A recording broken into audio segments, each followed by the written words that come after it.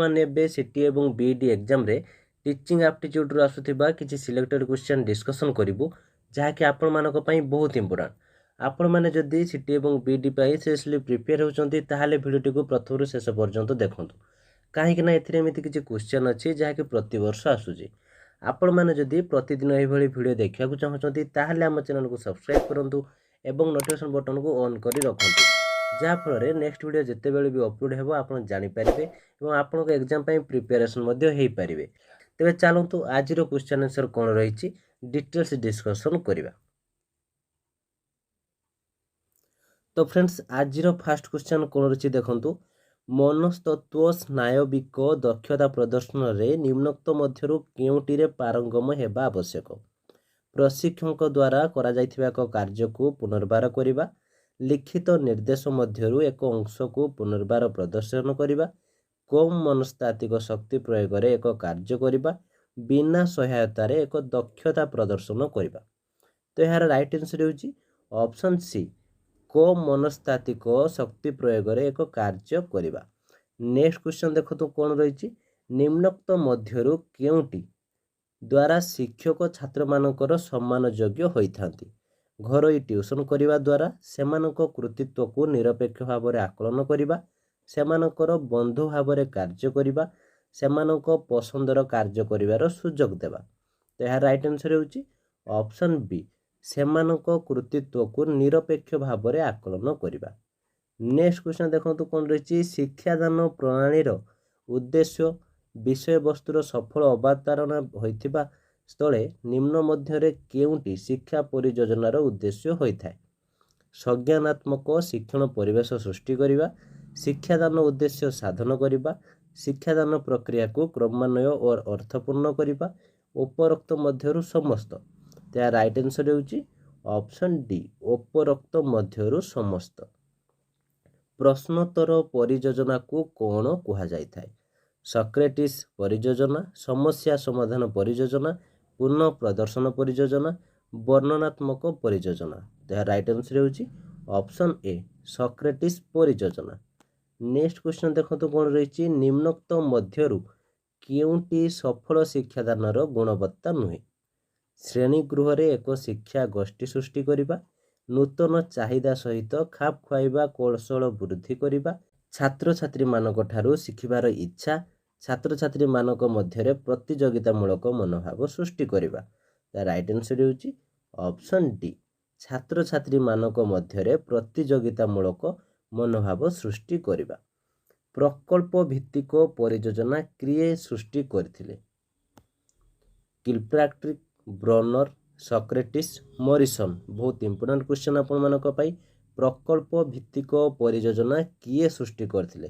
ଏହାର right answer ହେଉଛି option ଏ, କିଲପ୍ରାକ୍ଟ୍ରିକ୍। ନିମ୍ନୋକ୍ତ ମଧ୍ୟରୁ କେଉଁଟି ଶିକ୍ଷଣ ପ୍ରକାର ଭେଦ ବର୍ଗୀକରଣ ପ୍ରକ୍ରିୟା ନୁହେଁ? ସଂଜ୍ଞାନାତ୍ମକ, ପ୍ରଭାବ ବିସ୍ତାରକାରୀ, ମନସ୍ତତ୍ତ୍ୱ ସ୍ନାୟବିକ, ଔପଚାରିକ, ଅଦୌପଚାରିକ, ଅଣୌପଚାରିକ, ପ୍ରତ୍ୟକ୍ଷ, ପରୋକ୍ଷ, ସାମଗ୍ରିକ, ବର୍ଣ୍ଣନାତ୍ମକ, ନିଦାନାତ୍ମକ, ସ୍ମରଣାତ୍ମକ। ଏହା ରାଇଟ୍ ଆନ୍ସର୍ ହେଉଛି ଅପସନ୍ ସି। ନିମ୍ନୋକ୍ତ ମଧ୍ୟରୁ କେଉଁଟି ଦ୍ୱାରା ଅପ୍ରତ୍ୟାଶିତ ଆଚରଣର ଶିକ୍ଷଣ ହୋଇନଥାଏ? କ୍ଲାସିକାଲ କଣ୍ଡିସନିଂ, ଅପରେସନାଲ କଣ୍ଡିସନିଂ, ନିରୀକ୍ଷଣ ଭିତ୍ତିକ ଶିକ୍ଷଣ, ଲାଟେଣ୍ଟ ଲର୍ଣ୍ଣିଂ। ରାଇଟ୍ ଆନ୍ସର୍ ହେଉଛି ଅପସନ୍ ଡି। ନିମ୍ନୋକ୍ତ ମଧ୍ୟରୁ କେଉଁଟି ଶିକ୍ଷାଭିତ୍ତିକ ଉଦ୍ଦେଶ୍ୟ ସଂଜ୍ଞାନାତ୍ମକ ନୁହେଁ? ବିଶ୍ଳେଷଣ, ମୂଲ୍ୟାୟନ, ଚାରିତ୍ରିକରଣ, ପ୍ରୟୋଗ।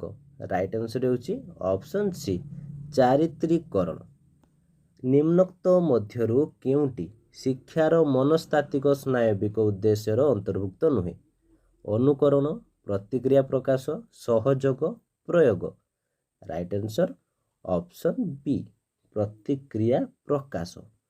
ନିମ୍ନୋକ୍ତ ମଧ୍ୟରୁ କେଉଁଟି ଛାତ୍ର ବା ଛାତ୍ରୀମାନଙ୍କ ଶିକ୍ଷା ଗ୍ରହଣରେ ସର୍ବଶ୍ରେଷ୍ଠ ଫୂର୍ତ୍ତି? ସମସ୍ୟା ସମାଧାନ ନିମନ୍ତେ ଜ୍ଞାନର ପ୍ରୟୋଗ, ଶିଖିଥିବା ବସ୍ତୁର ଅର୍ଥ ବୁଝାଇବା, ସଂଯୁକ୍ତ ଅଂଶଗୁଡ଼ିକୁ ଏକତ୍ରିତ କରି ସମ୍ପୂର୍ଣ୍ଣ ଭାବରେ ପ୍ରକାଶ କରିବା, ଏକ ଯୋଗାଯୋଗର ବିଶେଷତାର ପୁନଃସ୍ମରଣ। ଏହା ରାଇଟ୍ ଆନ୍ସର୍ ହେଉଛି ଅପସନ୍ ସି, ସଂଯୁକ୍ତ ଅଂଶଗୁଡ଼ିକୁ ଏକତ୍ରିତ କରି संपूर्ण भाव प्रकाश करिबा। नेक्स्ट क्वेश्चन देखंतु वंशानुक्रमिकता केउथिरे मुख्य भूमिका ग्रहण करिथाय। शारीरिक विकास, सामाजिक विकास, आवेगिक विकास, सांस्कृतिक विकास। राइट आंसर होची ऑप्शन ए शारीरिक विकास। निम्नोक्त मध्यरु केउटी दृश्य श्राव्य उपकरण? Video, chart, tape recorder, slide. Right answer option A video. शिक्षादानर उद्देश्य भित्तिरे वर्गीकरण रे निम्न मध्यरु केउटी एक शिक्षादान प्रकार नुहे? संज्ञानात्मक, प्रभावात्मक, मनस्तत्व स्नायविक, निदानात्मक। राइट आंसर होची ऑप्शन डी। निम्नोक्त मध्यरु केउटी शिक्षादान उपकरण व्यवहार एक उत्तम कारण नुहे? छात्र मानक ठारू उत्तम दृष्टि आकर्षण करिबा, छात्र छात्री मानकू दीर्घ समय पर्यंत मन रखिबार सहायक हेबा, शिक्षक मानक विषय वस्तु को बुझेबा बोझ हालुका करिथाय, श्रेणीगृह शिक्षण को उत्साह प्रदान करिथाय। यार राइट आंसर होची ऑप्शन सी शिक्षक मानक विषय वस्तु को बुझाइबा बोझ हालुका करिथाय। एक कर्मशाला हेउची डेस एक विषय उपरे आलोचना निमंते एक कॉन्फ्रेंस सहभागी मानक दक्षता वृद्धि उपरे गुरुत्व प्रदान करिथाय। एक कन्वेंशन जेउथिरे कि साधारण गुडी को आलोचना करा जाय तर्क करा जाय थाय। ज्ञानर विकिरण निमंते एक अध्यापना। राइट आंसर होची ऑप्शन बी सहभागी मानक दक्षता वृद्धि उपरे गुरुत्व प्रदान करिथाय। निम्नोक्त मध्यरु केउटी शिक्षण नुहे? एक सक्रिय लक्ष्य भित्तिक प्रक्रिया, संज्ञानात्मक चिन्हट प्रक्रिया, आचरण परिवर्तन प्रक्रिया, एमानक मध्यरु केही नुहे? राइट आंसर होची ऑप्शन डी एमानक मध्यरु केउटी नुहे। निम्नोक्त मध्यरु केउथिरे प्रतिक्रियार पुनर्बलन द्वारा शिक्षण संभव होइथाय? Classical conditioning, operant conditioning, observational conditioning, latent learning. तो यार राइट आंसर होची ऑप्शन बी। नेक्स्ट क्वेश्चन देखंतु कोन रहिछि निम्नोक्त मध्यरु केउटी छात्र बा छात्री केंद्रिक शिक्षादान प्रणाली नुहे? अध्यापना सहित प्रदर्शन, असाइनमेंट, प्रकल्प, ह्यूरिस्टिक। तार राइट आंसर होची ऑप्शन ए अध्यापना सहित प्रदर्शन। निम्नोक्त मध्यरु केउ प्रणाली छात्र छात्री मानक वैज्ञानिक चिंताधारा को कम विकास करिथाय? कार्यक्रम भित्तिक शिक्षण, वियोगात्मक प्रणाली, प्रकल्प प्रणाली, अध्यापना प्रणाली। तार राइट आंसर होची ऑप्शन डी अध्यापना प्रणाली। नेक्स्ट कोन अछि देखंतु निम्नोक्त मध्यरु केउ शिक्षादान परियोजना कंप्यूटर सहायता भित्तिक होइथाय? कार्यक्रम भित्तिक शिक्षण, परिपूरक शिक्षादान, सहपाठी भित्तिक शिक्षादान, मान समंथन। तार राइट आंसर होची ऑप्शन ए कार्यक्रम भित्तिक शिक्षण। केउ शिक्षण प्रक्रिया को मानसिक श्रृंखला भित्तिक शिक्षादान पद्धति को अनुमोदन करिछि? प्राकृतिक परिवेश मध्य शिक्षण, अनुकरण और स्मरण, घटना अनुध्यान प्रणाली, मेंटेसरी प्रणाली। राइट आंसर होची ऑप्शन बी अनुकरण और स्मरण। शिक्षणर प्रस्तुति भित्तिक पद्धति केउथिरे अधिक विश्वास करिथाय? सामाजिक दक्षतार विकास, आत्मप्रकाश दक्षता, जैविक और मानसिक परिपक्वता, उपरोक्त मध्यरु समस्त। यार राइट आंसर होची ऑप्शन सी जैविक और मानसिक परिपक्वता। स्व इच्छा पूर्तिर अर्थ हेउची विभिन्न संज्ञानात्मक प्रक्रिया मध्यरे संतुलन रक्षा करिबा, नूतन धारणा को वर्तमान धारणा सहित एकत्र करिबा, एक कार्ययोग्य धारणार पुनर्प्रबलन करिबा, वर्तमान धारणा को नूतन तथ्य भित्तिरे परिवर्तित करिबा। तार राइट आंसर होची ऑप्शन डी वर्तमान धारणा को नूतन तथ्य भित्तिरे परिवर्तित करिबा। नेक्स्ट देखंतु शिक्षण हेउची निर्दिष्ट उद्दीपना प्रति प्रतिक्रिया आहरण करिवार मूलधारा हेउची शिक्षणर गठन भित्तिक तत्व, शिक्षादानर प्रशिमनता भित्तिक तत्व, शिक्षादानर संज्ञानात्मक तत्व, शिक्षादानर प्रकृतिवादी तत्व। तो यार राइट आंसर होची ऑप्शन बी ଶିକ୍ଷାଦାନର ପ୍ରସୀମତା ଭିତ୍ତିକ ତତ୍ତ୍ୱ। ନିମ୍ନ ମଧ୍ୟରୁ କେଉଁଟି ଶିକ୍ଷାଦାନ ଉଦ୍ଦେଶ୍ୟରେ ଏକ ଉପଯୁକ୍ତ ବିଭାଗୀକରଣ? ସଂଜ୍ଞାନାତ୍ମକ, ପ୍ରଭାବାତ୍ମକ, ମନୋବିଜ୍ଞାନ ସ୍ନାୟବିକ, ଶାରୀରିକ, ମାନସିକ, ଆଧ୍ୟାତ୍ମିକ, ସରଳ, ଜଟିଳ, ସ୍ଥୂଳ, ଦାର୍ଶନିକ, ମନୋବୈଜ୍ଞାନିକ, ଶିକ୍ଷାଭିତ୍ତିକ। ତା ରାଇଟ୍ ଆନ୍ସର୍ ହେଉଛି ଅପସନ୍ ଏ ସଂଜ୍ଞାନାତ୍ମକ, ପ୍ରଭାବାତ୍ମକ, ମନୋବିଜ୍ଞାନ ସ୍ନାୟବିକ। ନିମ୍ନୋକ୍ତ ମଧ୍ୟରୁ କେଉଁଟି ସର୍ବଶ୍ରେଷ୍ଠ ସଂଜ୍ଞାନାତ୍ମକ ଶିକ୍ଷାଭିତ୍ତିକ ଉଦ୍ଦେଶ୍ୟ? ପ୍ରୟୋଗ, ଉପଲବ୍ଧି, ମୂଲ୍ୟାୟନ, ସଂଶ୍ଳେଷଣ। ରାଇଟ୍ ଆନ୍ସର୍ ହେଉଛି ଅପସନ୍ ସି ମୂଲ୍ୟାୟନ। ନେକ୍ସଟ ଦେଖନ୍ତୁ କ'ଣ ରହିଛି, ଶିକ୍ଷାଦାନ ଉଦ୍ଦେଶ୍ୟ ସାଧିତ ହୋଇଛି କି ନାହିଁ ଏହା ଶିକ୍ଷାଦାନର କେଉଁ ସ୍ତରରେ ଜଣାଯାଇଥାଏ? ପାଠ୍ୟଦାନ ସ୍ତର, ସକ୍ରିୟତା ପୂର୍ବ ସ୍ତର, କାର୍ଯ୍ୟ ସାମୟିକ ସ୍ତର, କାର୍ଯ୍ୟ ପରବର୍ତ୍ତୀ ସ୍ତର।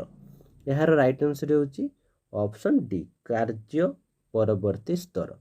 ଶିକ୍ଷାଦାନ ମଧ୍ୟରେ କରାଯାଉଥିବା ମୂଲ୍ୟାୟନ ହେଉଛି ଗଠନମୂଳକ, ମୋଟ ଆକଳନ, ନିଦାନାତ୍ମକ, ଅନୁମୋଦନ ଭିତ୍ତିକ। ରାଇଟ୍ ଆନ୍ସର୍ ହେଉଛି ଅପସନ୍ ଏ ଗଠନମୂଳକ। ନୂତନ ଭାବରେ ନିଯୁକ୍ତି ପାଇଥିବା ଶିକ୍ଷକମାନଙ୍କୁ ଦିଆଯାଉଥିବା ପ୍ରଶିକ୍ଷଣ ହେଉଛି ନିଯୁକ୍ତିକାଳିକ ପ୍ରଶିକ୍ଷଣ, ଇଣ୍ଡକ୍ସନ୍ ପ୍ରଶିକ୍ଷଣ, ପ୍ରାକ୍ ନିଯୁକ୍ତି ପ୍ରଶିକ୍ଷଣ, ଚାକିରି ଭିତ୍ତିକ ପ୍ରଶିକ୍ଷଣ। ତ ଏହାର ରାଇଟ୍ ଆନ୍ସର୍ ହେଉଛି ଅପସନ୍ ବି ଇଣ୍ଡକ୍ସନ୍ ପ୍ରଶିକ୍ଷଣ।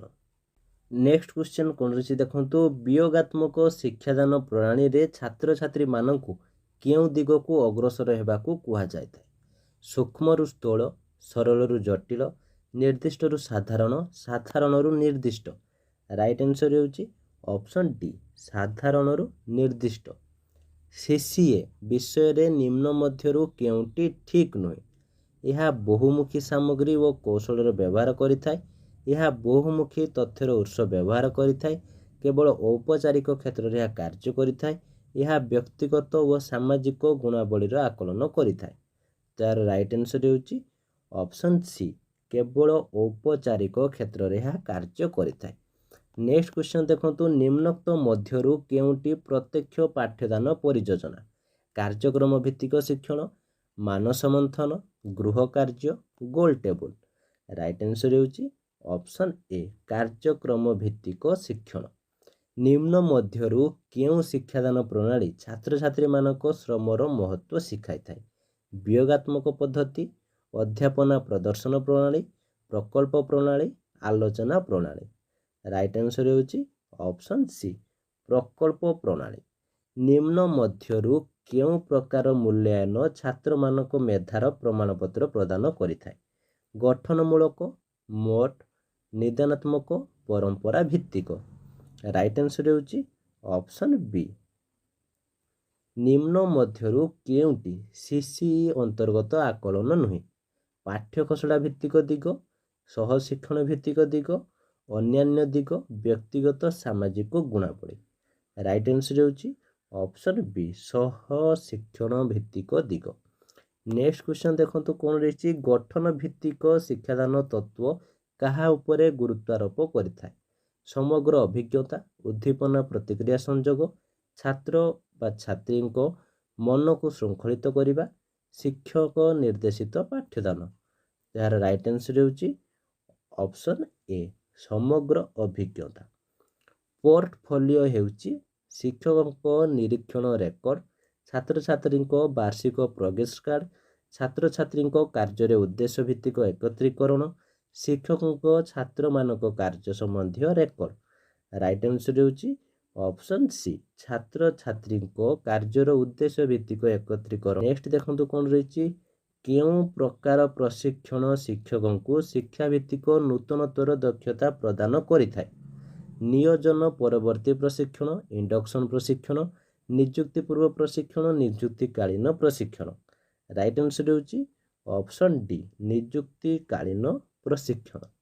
ଶିଶୁର ସାମାଜିକ ଐତିହାସିକ ଅଭିଜ୍ଞତା ହେଉଛି ଶିକ୍ଷଣର କେନ୍ଦ୍ରବିନ୍ଦୁ। ଏହା କେଉଁ ଶିକ୍ଷାଦାନ ତତ୍ତ୍ୱର ଅନ୍ତର୍ଭୁକ୍ତ? ମାନସିକ ଶୃଙ୍ଖଳା ଭିତ୍ତିକ ତତ୍ତ୍ୱ, ଗଠନମୂଳକ ତତ୍ତ୍ୱ, ପ୍ରଶମନ ଭିତ୍ତିକ ତତ୍ତ୍ୱ, ପ୍ରସ୍ତୁତା ଭିତ୍ତିକ ତତ୍ତ୍ୱ।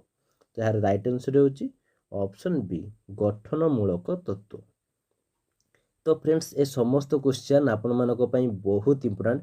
आपण या भल भाव देखंतु जदि पारिबे आउ थरे भिडियो को भल भाव देखंतु कहीं आपण जेते प्रैक्टिस करेंगे आपनको पाई सेते बेटर रहइबो। तो फ्रेंड्स ये थिला आजिर भिडियोटी केमती लागिला एवं जदि किछि डाउट थाए कमेंट बॉक्स निश्चित भाव जणातु। भिडियोटी भल लागिथिले लाइक एवं शेयर करंतु जहाँ फल समस्त पाखे इनफॉरमेशन टी पहुँची पारिबो। आपण माने जदि प्रतिदिन एमती भिडियो पाइबा पई चाहुचंती ताहाले आम चैनल को सब्सक्राइब करिया को जमारू भूलिबे नहीं। तो आज पई एतिकी। Thank you.